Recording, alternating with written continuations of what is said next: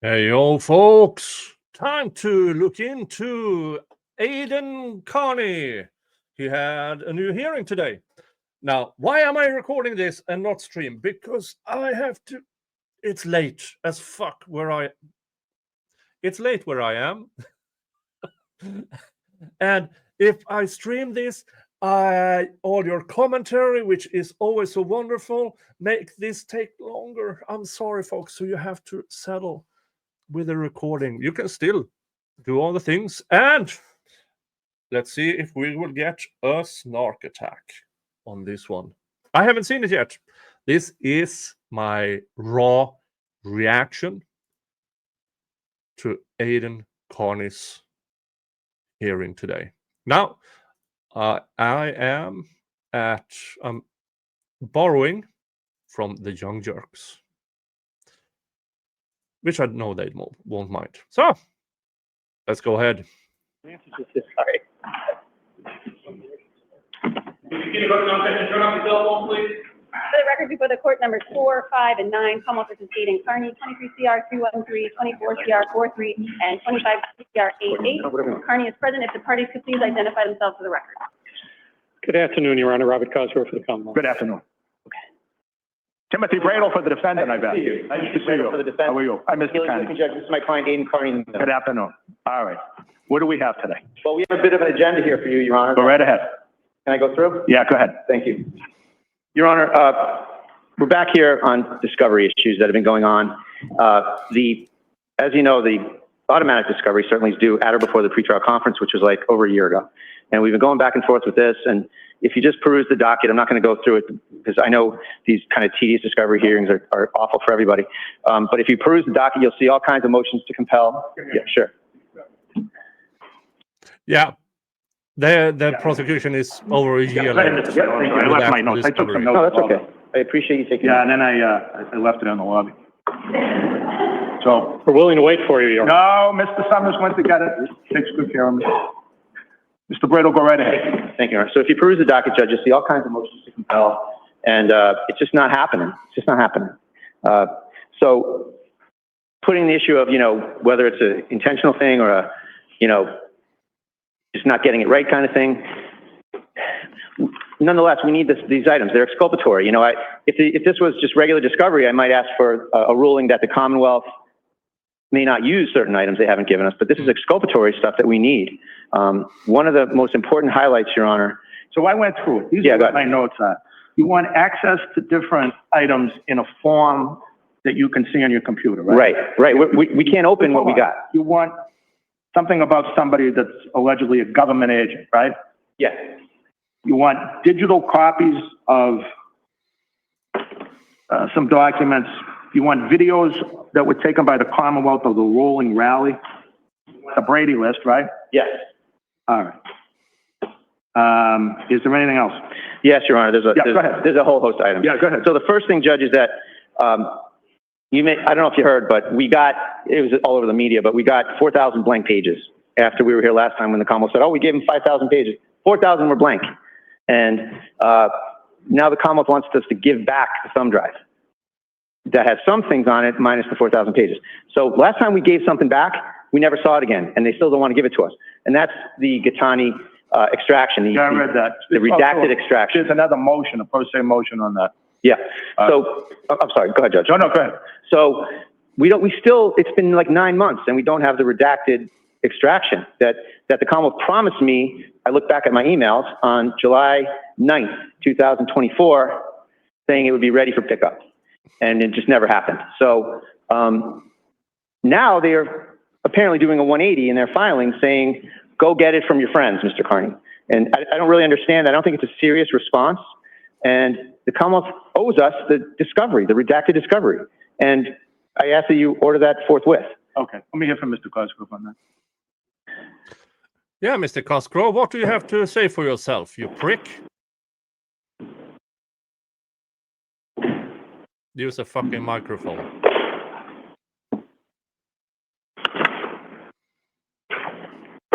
Playing in 1.25, just so you know.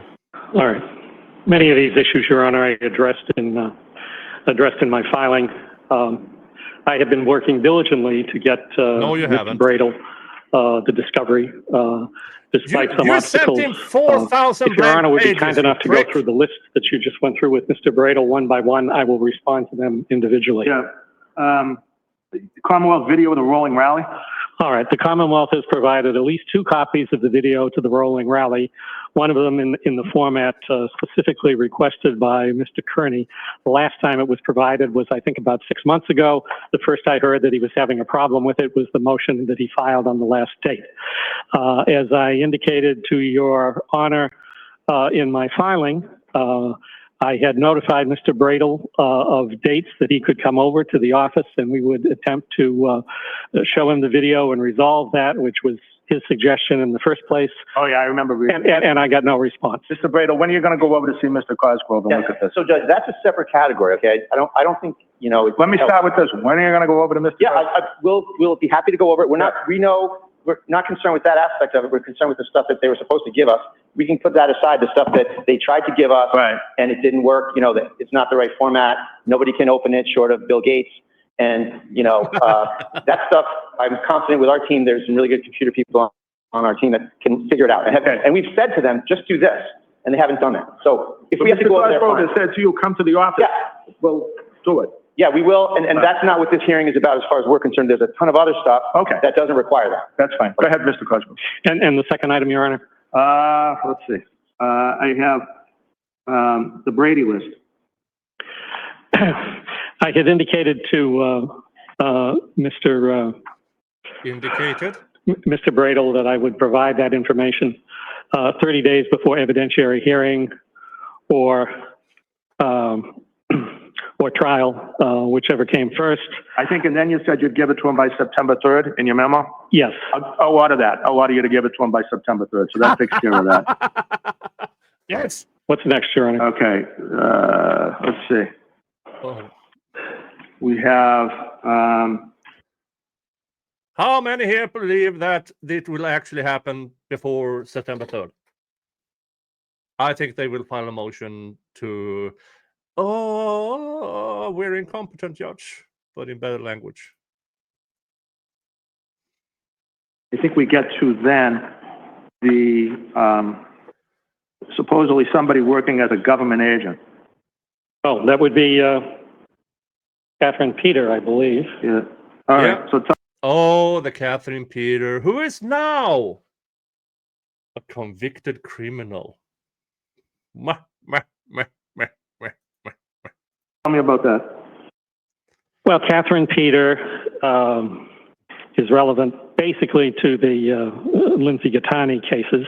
Or is it Lindsay She is is convicted? Which one is it? Both former should be. employee, as I understand it, of Mr. Kearney. He and she had a falling out over issues that don't concern the Commonwealth long before this case was originated, and basically exchanged negative posts about one another.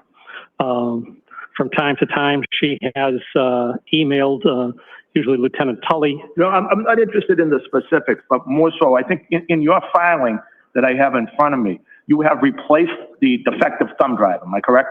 Yes. Mr. Bradel, do you have that? We do, Judge. All right, so then that's taken care of. Yes. All right, great. All right, that's good. Provided. Yes. Okay.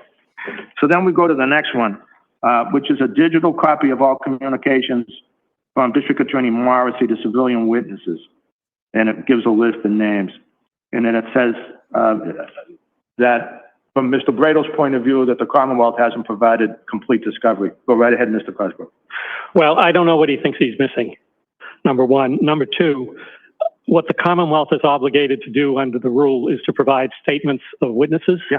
It's not obligated to provide the electronic information which may accompany it, any more than when it turns over a photograph, it's required to provide who the photographer was, that sort of information. I don't think that's entirely true. If the question is warranted, who took the picture, you have to tell them who took the picture, if you know. think this information I have an inquiry in would be difficult to access and provide. The Commonwealth has spent literally days assembling statements of witnesses, which are voluminous because it includes all kinds of emails that the witnesses have made to the district attorney's office. And those have been harvested by means of an electronic system called ETOS by using term searches. And then people have gone through them and screened them, and I have screened them for compliance with Rule 14, generously construed, and those have been turned over.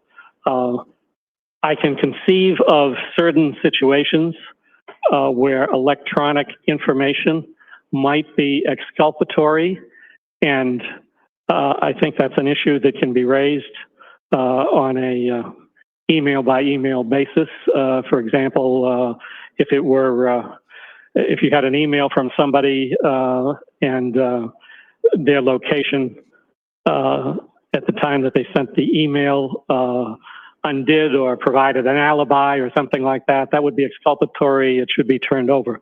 But in the ordinary course, all this does is provide information to the defendant that is irrelevant and is not required to be turned over.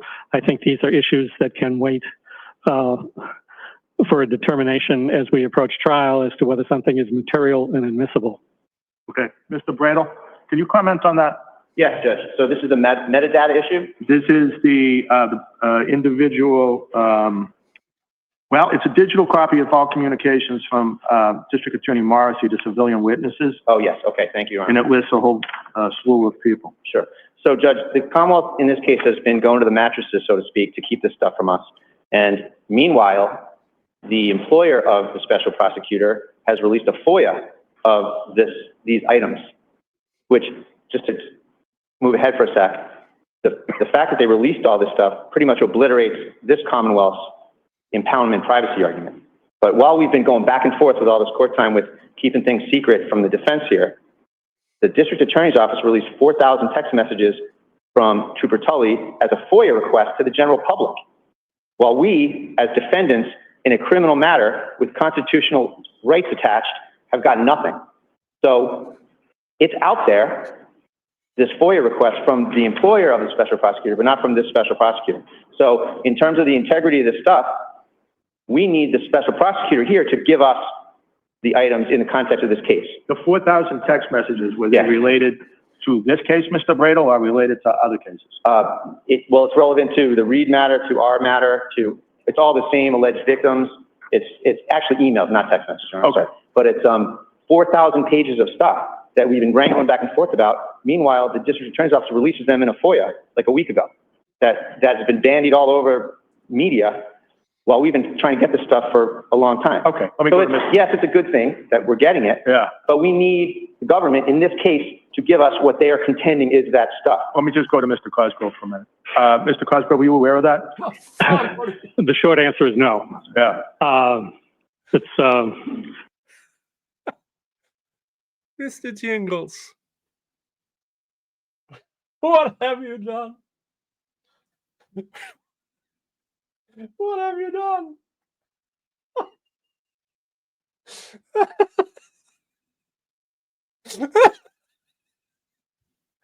What have you done? Have you been bathing in mud, you stupid? This became a slightly different video than I expected. Oh, you will see a break now.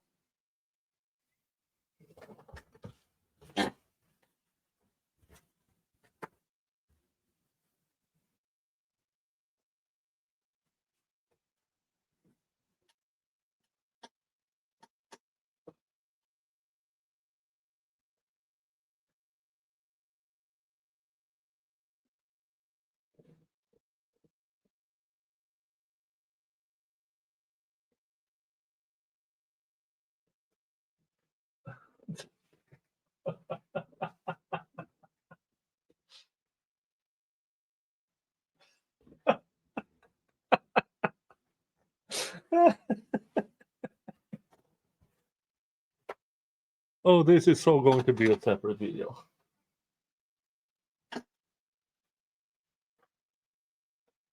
Here's the jingles. Oh, you are not sleeping in my bed tonight.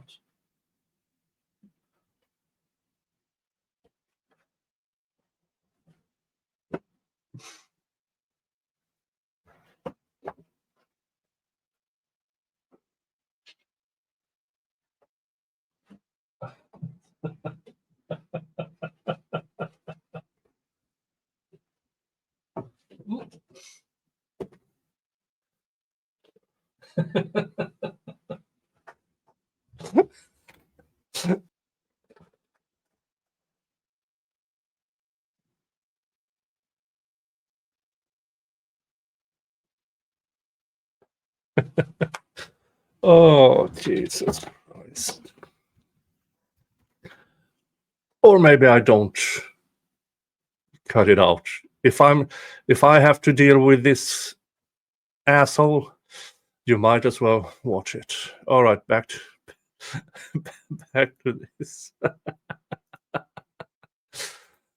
I guess part of the price of having an independent special prosecutor, Your Honor, I don't work out of the office. I haven't been to the office within the last 2 weeks, I think.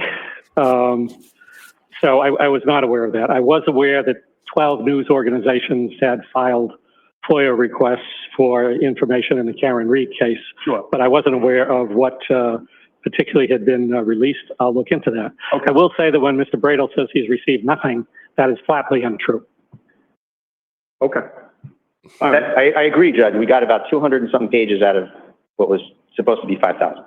So I remember the last time we were here, Mr. Cosgrove, you had said that there were 5,000 pages, or some large amount of pages. I'm not going to say 5, it might have been 3. It was about 5,000. I think it was 4,700 and something. Okay. Was some of that blank, or?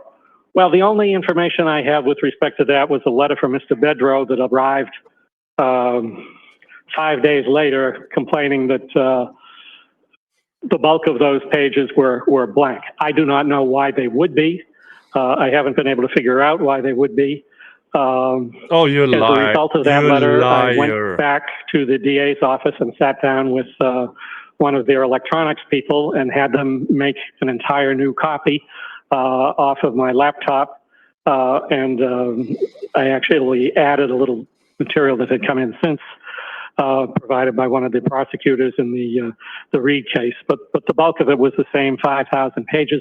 I then went through that personally with the electronics person sitting by my side and ensured that each and every page was reproduced on the.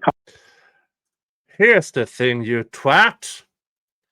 Why didn't you do that with these 4,700 and something pages to begin with?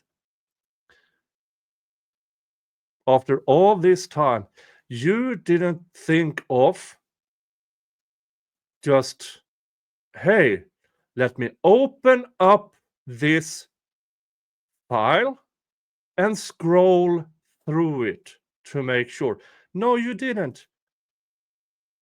Because you're either incompetent or you are here in court lying because you knew this was going to happen. So you're either incompetent or a liar, and you determine, folks watching, what's worse. Copy that I sent to the defendant. So Have you sent that to Mr. Bradel or Mr. Bedrow? I've sent it to Mr. Bradel, and I'm informed that he's got it, so I'm not quite sure why we're still talking about it. Got it yesterday, Judge. All right. So I haven't been able to go fully through it. Yeah, no, sure. It supports all sorts of other things that we're here for as well. All right. But you did get it. Okay. Yes. All right. Then the So next. they sent it the day before this hearing.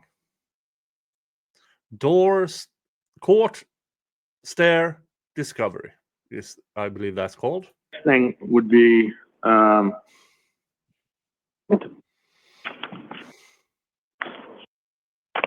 next thing I see, and Mr. Bradel didn't think this was much of an issue, was the video of the Commonwealth surveillance from the rolling rally.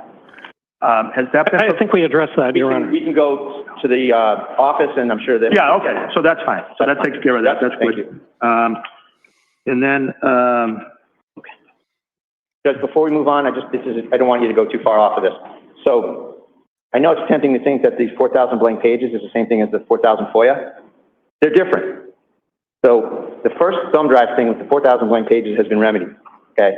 But the FOIA thing that should have been given to us has never been given to us, but they're responding to FOIAs about it to everybody but Mr. Kearney. So I get that, but Mr. Cosgrove says he's gonna look into that, and I'm sure he'll give it to you. Okay, so I just didn't want you to think that was the same. No, 4,000. I Coincidentally, didn't it's different. Yeah, I didn't think that. Okay. All right, I didn't think that. All right, This judge is speeding through this.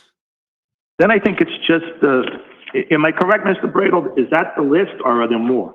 There is more, Judge. Yeah, tell me the rest. All right, sure. So within the thumb drive, the thumb drive that was just remedied and given to us, there's all sorts of attachments, and we have a disagreement about this. There's all sorts of attachments from Ms. Peter to the state trooper team and Mr. Mello, I believe it was.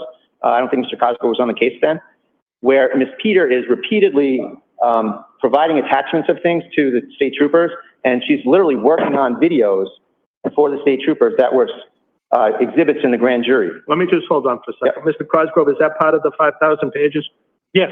All right, so then there, you got it at least. I wish I could say we did have it. Yeah. If you hit the attachment, you get that message saying nothing's there. I printed out a few of them, but I'm sure you can just take my word for it, Judge. It says no attachment, nothing found, et cetera, et cetera. They don't come up. So that's a technical issue. I'm sure you can figure that out. So I think it's worse. I think it's actually a lot. Sorry, Judge. Yeah, Again, he said you are good to go. Yes. All right. I'll see you shortly. Thank you very much. See you in a minute. Thanks. Bye. Hi. So, Your Honor, it's actually... When does the Zoom? Yeah, it's actually a lost evidence issue, Your Honor. It's not a, oh, gee, we can't open it issue. Yeah. It's gone. I think they lost the evidence. And for whatever reason, the attachment has been taken away on the other end, okay? So this is a real bit of prejudice and a distinct bit of harm to the defense that Ms. Peter, who is a government agent, who's provided, and we'll get to this. Let me just ask Mr. Cosgrove before you go into all that. Sure. Mr. Cosgrove, to the best of your knowledge, has that been turned over to Mr. Bradel and Mr. Benero? Has what been turned over? Has any of the attachments that Mr. Bradel was just referred to? Depending on what the attachment is, some of the attachments are visible simply by clicking on it. Others that specifically Mr. Benero has inquired about, to the extent that I can resurrect them, I have sent them along to him and will continue to do that. I haven't worked my way entirely through his letter. So you were misrepresenting this little fact to the court. You just said they are all there, and now you're conceiving. We might have to resurrect some of them. Why would you need to resurrect something at all? Why the need to resurrect? Resurrect in this context, in my opinion, means removed. They were the content of the attachment has been removed. The link to it, the click thing, still there, but the actual content gone. That is my opinion, is what he first tried to say, oh, it's all there, but now has to concede, oh, it's not there. We might have to resurrect it. And then this asshole is trying to put it on the defense to do it. But what happened, Your Honor, is this. Lieutenant Tully, who was the recipient of most of these, has a practice of not clicking on unsolicited links that are sent to him on email, so he doesn't access them. Now, if someone is sending him why are you asserting this? Something that is online. So, K. Peters is sending him stuff with links and attachments, and Tully doesn't open it, but then it should still be there. But it's gone. You have to resurrect it. He may check with that person and ask the person, where can I find it online? And then he will go himself and look for it online. For example, Mr. Kearney's YouTube presentations that were introduced to the grand jury. All of those were things that Lieutenant Tully found himself online. He may have been pointed to them by Ms. Peter. He may have been pointed to them by one of the alleged victims who complained about them. May have been pointed to them by multiple sources. But he never clicked on whatever it was that was sent, in part because he's working off a computer system, an office computer system, and there's caution about infecting it with unsolicited links. So these were not unsolicited. This is Kate Peters actively sending him stuff, which he, for quite some time, accepted at face value and even encouraged it. So this is not unsolicited links. So these were never accessed, in effect, by the Commonwealth. If the links are now dead, we've never seen them. The links are dead presumably because whoever sent them took them off the internet. So this would be some text from some. That's not how this works, unless it's Kate Peters linking to stuff she put up somewhere. Well, then that's still destruction of evidence. If she removed the things that she then sent the link to Tully, then that is her destroying evidence. Somebody with a link to a video or something else, and so you'd have the text, but not what the attachment is? You'd have the text, you'd have a link to a video. I get it, okay. You click on the link now and nothing happens. Whether if Lieutenant Tully had clicked on the link 6 months or a year or 18 months, it would have taken him somewhere. Probably would, but he didn't. Okay, gotcha. All right. Mr. Bradle. A couple of things, Your Go Honor. ahead. A bit of a red herring to kind of suggest that, oh, some crazy person from the internet is sending me something and I don't want to look at it. That's not this.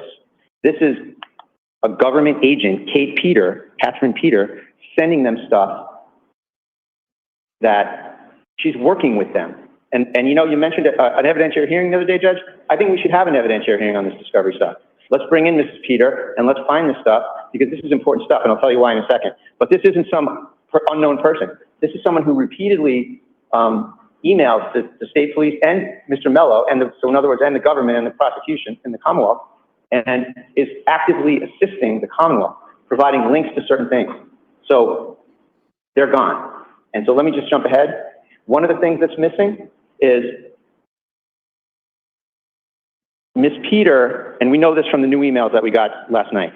Ms. Peter changed the titles of Mr. Kearney's shows that were these 4-hour shows, Your Honor, that had innocent that is titles. tampering with like, evidence, which is a felony. For example, Karen Reed case, where's Michael Proctor? Amiri King wants to fight Turtleboy, Canton updates, anti-Bev Canoni out of control. So it's a title that encapsulates a 4-hour show. That was his work.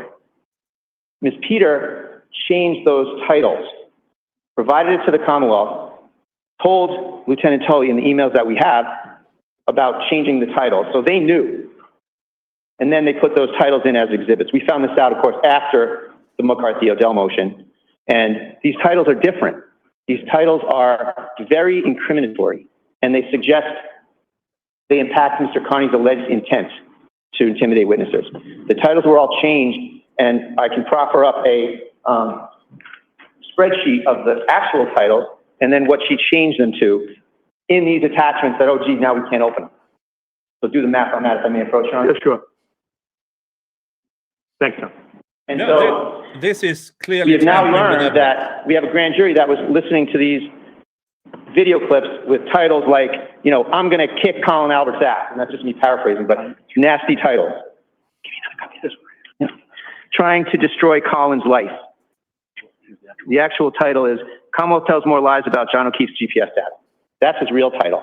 And these were suggested to be Mr. Kearney's expressions, which of course would be used as his bad intent.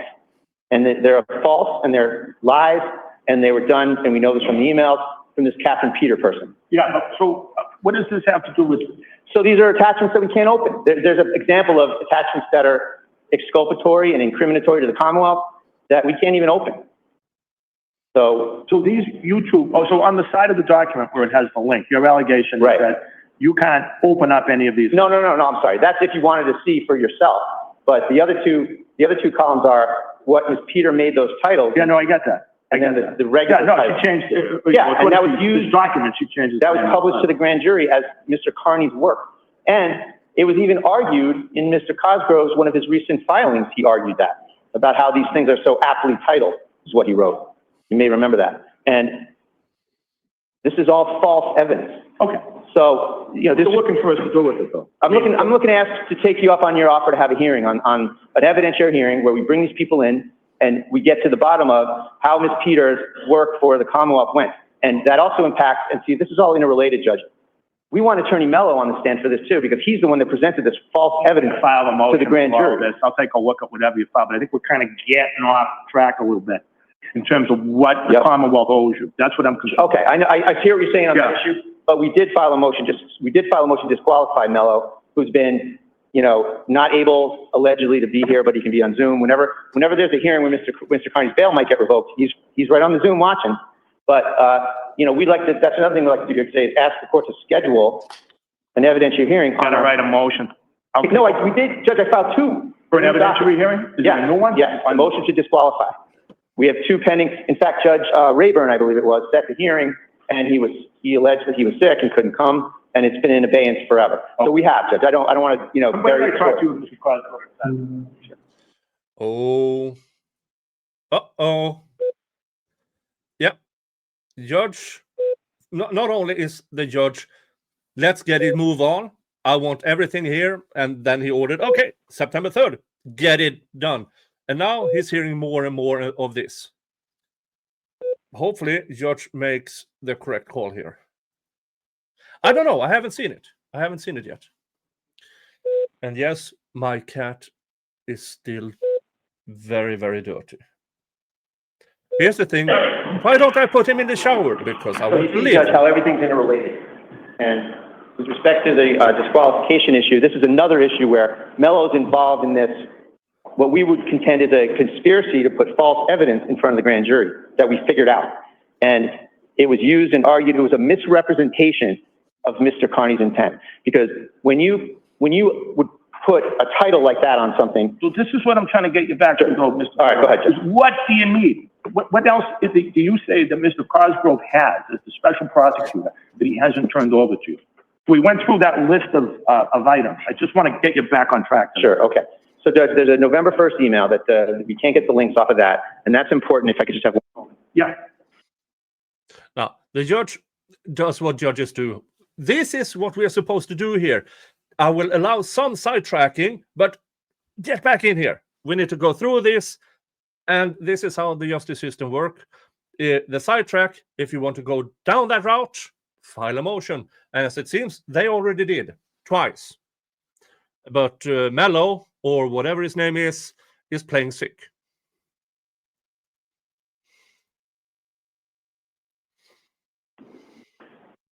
Email with the links to this, fake links to this, that we can't open.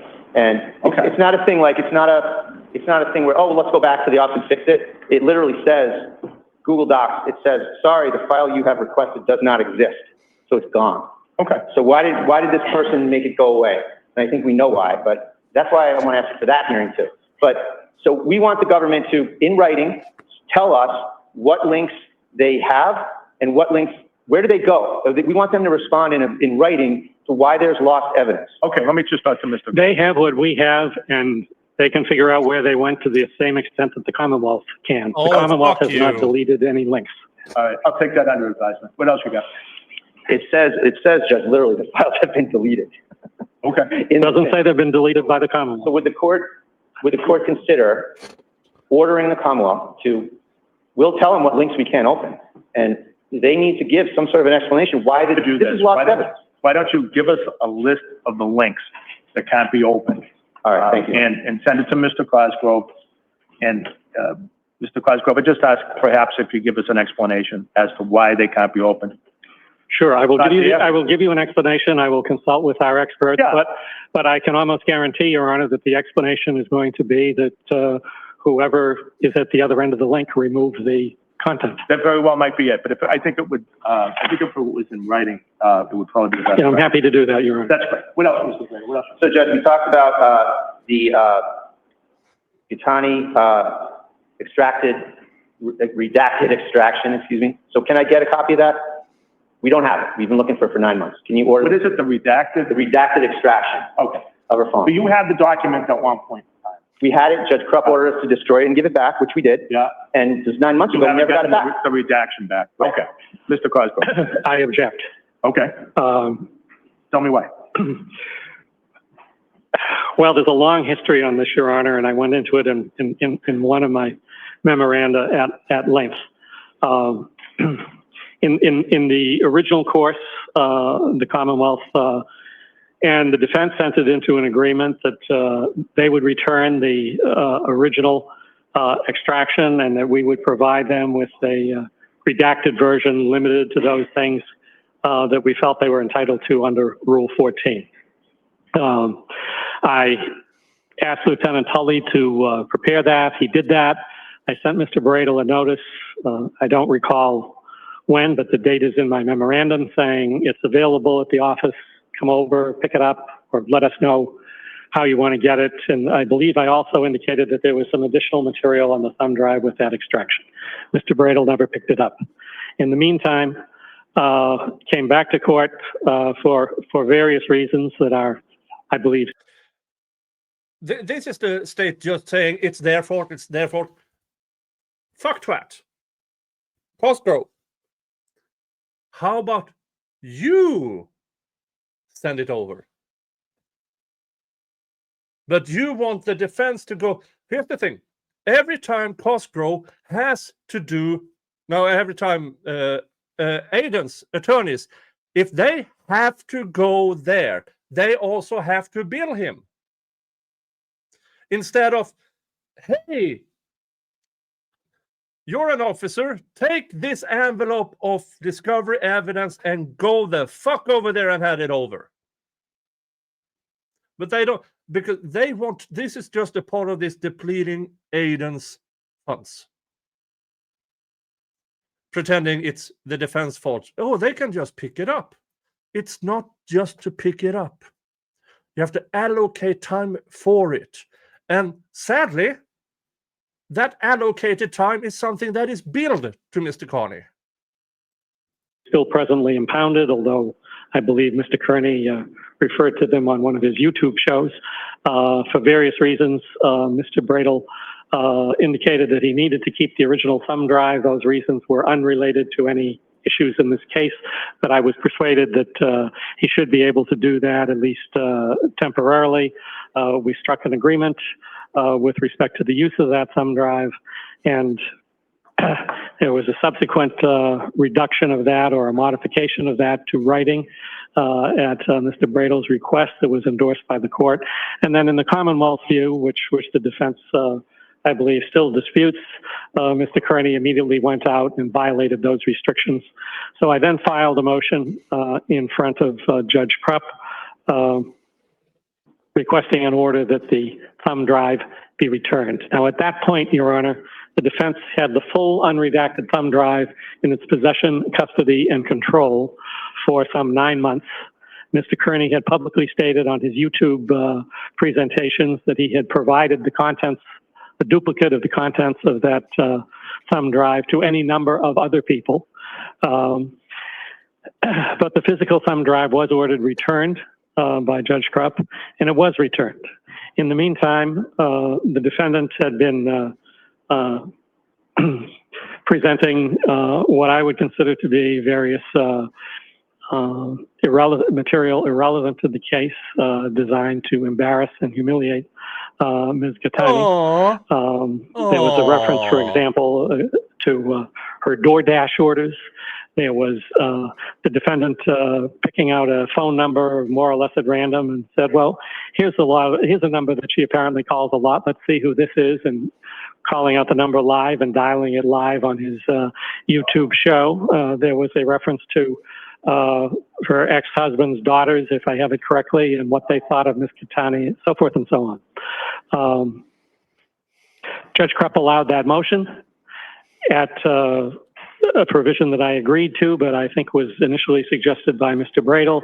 The defense was allowed 2 weeks before they turned the thumb drive over, or approximately that amount, to take notes on anything they thought was relevant on the thumb drive, and then it was returned.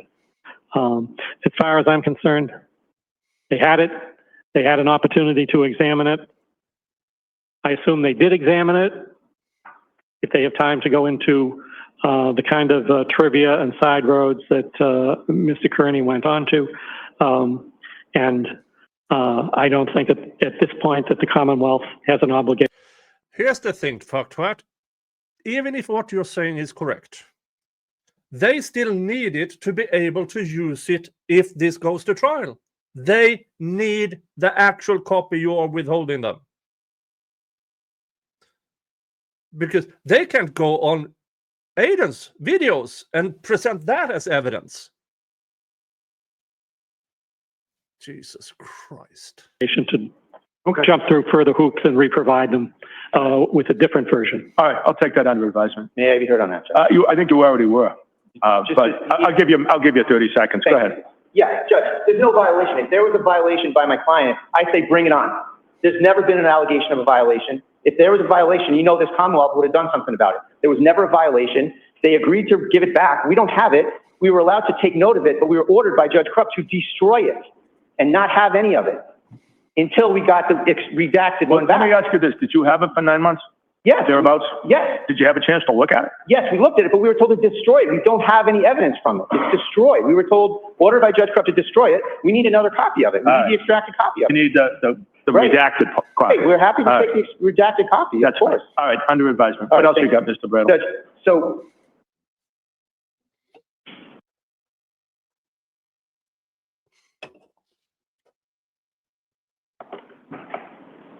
just have one moment, please. Yeah, no, take your time.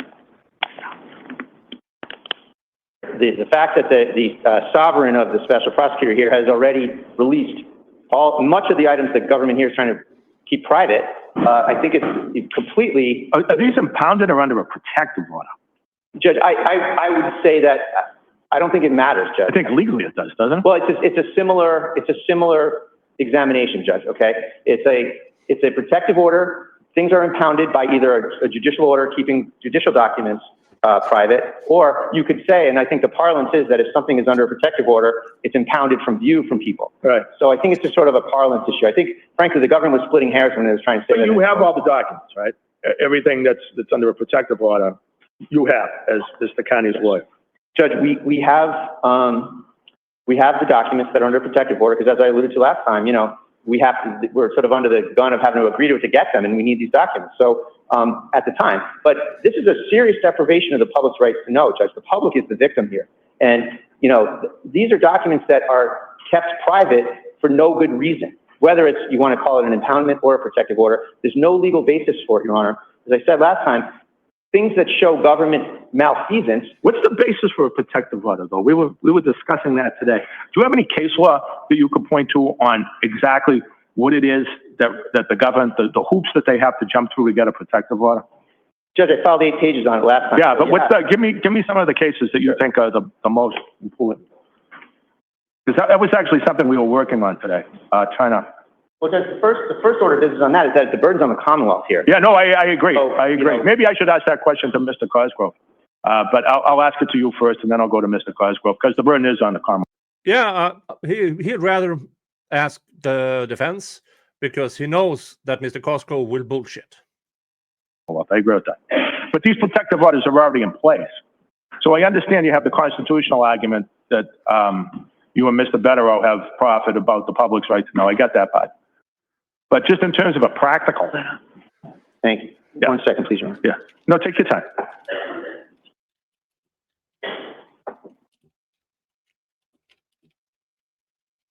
So, Judge, paragraph 3 of my filing last time, Aidan Kearney's motion to release case documents from impoundment.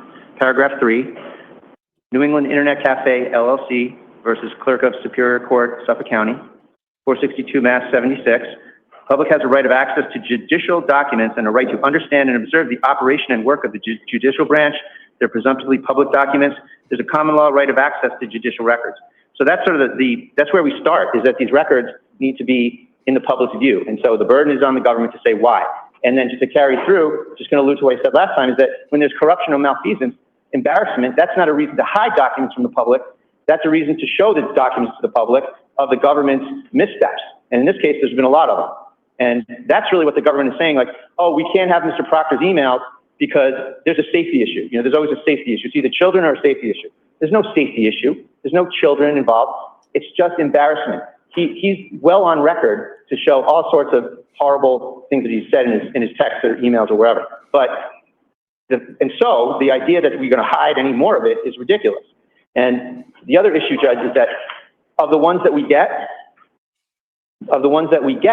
there's never the full story. There's like one screenshot of someone's text, and then there's no responses. There's no, you know, there's just a one little thing that they hope we're going to look at and be satisfied with. There's never any context to this stuff. So that's another discovery aspect. Let me give the floor to Mr. Cosgrove then about the protective orders. I agree with your filings, Mr. Cosgrove, that these are protective orders as opposed to impounded. So I'll start with that. All right, Your Honor, and let me just say, as I previously indicated, the release of certain public records is new to me. If Mr. Bradel wants to go through the public records that were released and compare them with the material that is presently under protective order and identify any of those particular things, I'm happy to assent to their release from the protective order, because obviously if they're out there, they're out there, and the protective order isn't really serving any purpose as to those particular materials. Now, with that said, in terms of cases, Your Honor, I would direct Your Honor's attention to the case law in particular cited on page 2 and 3 of my brief that talks about the validity of discovery orders in terms of discovery protective orders as opposed to things that are actually documents filed with the court. I think that's the pertinent case law to direct you to. Okay. I would also, Your Honor, like to direct you, if I could, to a YouTube presentation, which is essentially a commentary on the opposition I filed. Mr. Kearney did about an hour and 10 minutes of his own commentary on my filing. It's in YouTube episode 795, entitled, and I'll leave it to the defense to correct me if I get the title wrong, Cosgrove Gets Frisky, What Happened on the Cape, Twitter Shenanigans. And if you start at about 141 at that presentation, and if you can stand it, Your Honor, follow through to about 350, you'll hear Mr. Kearney's explanation as to what he wants these matters released for. And I would characterize his comments somewhat tendentiously as saying, apart from some quibbles about whether I got the titles of his YouTube shows correctly, Mr. Kearney's response is, everything Cosgrove says I want to do with these documents is exactly what I want to do, and so what? Okay. Well, Judge, if you look at my filing, there's about 35 cases in there that talk about all this stuff dead on point. And there's no Turtleboy exception to the First Amendment, okay? Everybody out there has got this stuff, and Mr. Kearney is not allowed to look at it or use it. It's ridiculous. Every journalist on Twitter is citing this stuff, and he's got to sit here. The guy that broke half of the stuff in the Kearney case, he's got to sit here and not touch it and not do anything. It's ridiculous. It's totally abhorrent. And so these 400 things that were released on the FOIA request. 4,000. 4,000. Oh. Do you have a copy of those? Everybody's got a copy of those. Yeah. I don't have a copy, Your Honor, but I assume I could get it. I'm not surprised. All right. Perhaps, I know it's voluminous, but...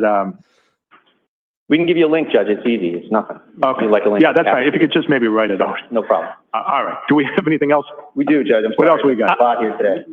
I just would like to make one more submission Yeah, go right ahead. with respect to the issue that we're on. One of the points that I made, Your Honor, in my memorandum is that there's a cycle here, which is that Mr. Kearney continues to post things about the witnesses in his case and the Karen Reed case on a regular basis. That provokes typically the witnesses to complain to the district attorney's office. That generates statements which need to be turned over in discovery.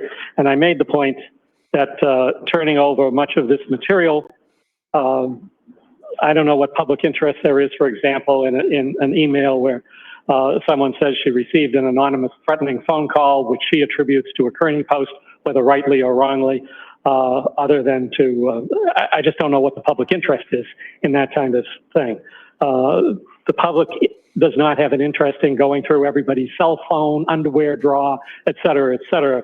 So just to drive home the point that Mr. Kearney is continuing on an almost daily basis to publish tendentious commentary about these people, I want to call to your Honor's attention something that came to my attention this morning that he posted 24 hours ago.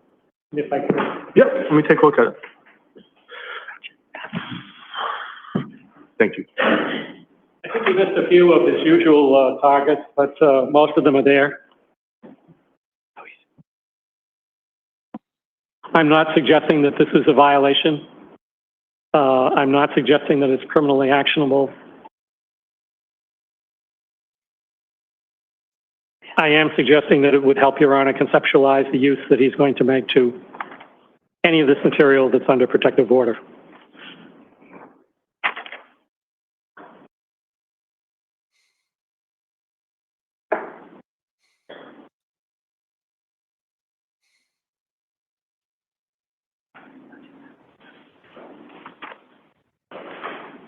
Okay. I looked at it. I get the point. All right, that's all I have, Your Honor. All right. Mr. Brito, what else you got? Judge, I can, just watching you peruse Mr. Kearney's publications, okay? Thomas Paine, Samuel Adams, Mark Twain would be spinning their graves if they saw that a judge was looking at First Amendment protected satire, jokes, criticism, as if there's some risk that this stuff should be sanctionable. It's just completely antithetical to the First Amendment, Your Honor. Okay, I don't want Mark Twain to feel poorly about me. Really? So, Judge, it's just ridiculous. That the government, you know, proffers that as some sort of evidence of something is just completely beyond the pale, okay? This is all First Amendment protected. I get your point. I get your point. So You've made it very well. So there's a few more things, Judge, about this impounding these. The impoundment I get, so I get your arguments on that. One little Do you have fact. any other discovery issues? Yes. What else Can you I got? give you one quick fact? Yeah. These people that the government is trying to protect with these impoundment orders that they need, or protective orders, they're doing interviews. The McCabe, the Albert, Proctor, they've all done nationwide interviews. And yet the government wants to say, oh, we need to protect them from safety because of keep their stuff private. They're doing interviews. So that ship has sailed, Your Honor. All of their stuff needs to be unimpounded for our use, for our ability to use it without these constraints, and for the public's right to know, Judge. It just needs to be out there. There's no reason to keep it. No, I get your point. All right. Is there any other pieces of discovery that, Yes, Judge. that you want to argue about? Because I have, I've got some other things we have to do, some other cases. We have 2 other cases on. Mr. Brito, I don't want to rush you, but going back to the Mello issue, Judge. So Prosecutor Mello was the one that was working with Ms. Peter on these phony clips. And we need his emails too on this stuff. And I hope you're not going to say, oh, okay, file a Rule 17. Because I did that with respect to Morrissey's emails. And I was told by Judge Krupp, and I think it's the law of the case now, that no, that's a Rule 14 issue because it's in the possession of the prosecuting authority. So it should be Rule 14 discovery that Mello is communicating with Kate Peter, and it's been undisputed and it's been revealed in this case 100% that Mello's been talking on the phone with the other complainant here, Gattani, and we have only incomplete screenshots and inconsistent screenshots with respect to what's on the phones versus what really happened. And we need a written explanation from the government as to why there's inconsistencies in the discovery. I'll tell you what that is in a second. But also, we need the full text report. We have these cherry-picked little texts. And like I said before, it's obvious that it was a string, and we get like one email with no responses or no prior context. And it's like they're hoping we just go away if they give us one thing. But it's not, the context isn't there, the full email strings aren't there. And we've made this complaint many times and it doesn't go anywhere. So I'd ask that you order the Commonwealth to either give us the stuff or respond in writing why they can't find it, don't know what I'm talking about, or whatever their position's going to be. These are the mellow emails you're talking about? So we want mellow emails because he's talking directly to Connie and Peter. Yeah. And we have a couple snippets of them, but it's clear there's other ones from the context that we don't have. All right, I got you. Yep, thank you. All right, Mr. Cosgrove. Well, I believe I turned over the mellow emails in the last round of discovery, and that generated a chiding letter from Mr. Starow saying that you've had these for a couple of months now. We should have got them sooner. So I'm not. So far as I know, they have the mellow emails. Right. Okay. That being said, I think we should pick another date. So Judge, just the last thing on that. Yeah, no, go ahead. Sorry. No, go ahead. That's fine. For example, Judge, there's a very important group text between Morrissey, Proctor, Tully, and others. And we have like one email from it that points up an extremely provocative issue relative to Proctor saying, why don't we just arrest them about my client? And there's no other discovery on it. There's a perfect example of cherry picking, why we need answers on this stuff. We need more. And there's also, Judge, there's inconsistencies in what we were given, where there'll be, and here's my last thing. Well, there's a list of text messages from discovery that we've been given. And then online, Ms. Peter, it's related to this Ms. Peter again, she publishes a string of text. It's the same string, and there's more emails, or text, there's more text in her string that she published online than in the discovery we got.